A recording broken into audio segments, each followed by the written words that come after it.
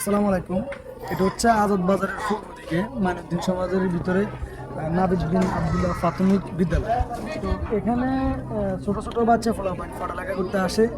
তো আজকে আমাদেরকে এই স্কুলের ম্যাডামরা ফোন দিয়ে জানাইছে যে স্কুলের অনেকটা ক্ষতিগ্রস্ত হয়েছে। ছোট ছোট বাচ্চা ফলাফল নাকি জানালা এবং দরজা এবং পত্র যা আছে তা ভাঙচুর করে।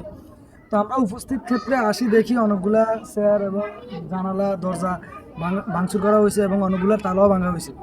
এরপরে সামনে যে একটা ঘর দেখি, ভাঙা ঘর, এখানে একটা লোক নাকি ঘরটা রাখিয়েছে। তো আমরা আগে যদিও জানতাম না, আমরা মনে করছি এটা স্কুল প্রতিষ্ঠানেরই ঘর। তো অনেকটা খারাপ লাগে যে এটা ছোট ছোট বাচ্চা ফলাফল যখন খেলাধুলা করতে আসে তখন অনেকটা ক্ষতির সম্মুখীন হতে পারে, কারণ এটা হচ্ছে টিন জলি তারপরে বিভিন্ন ইয়ে আর কি।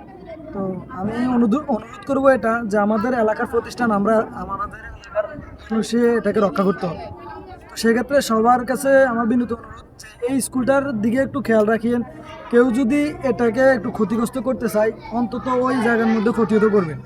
আর যাদের বাচ্চা ফলাফল এখানে আসি দুষ্টামি করে এবং ভাঙচুর করে, তাদের গার্ডিয়ান আছে, তাদের গার্ডিয়ানকে সতর্ক করার জন্য অনুরোধ করছি।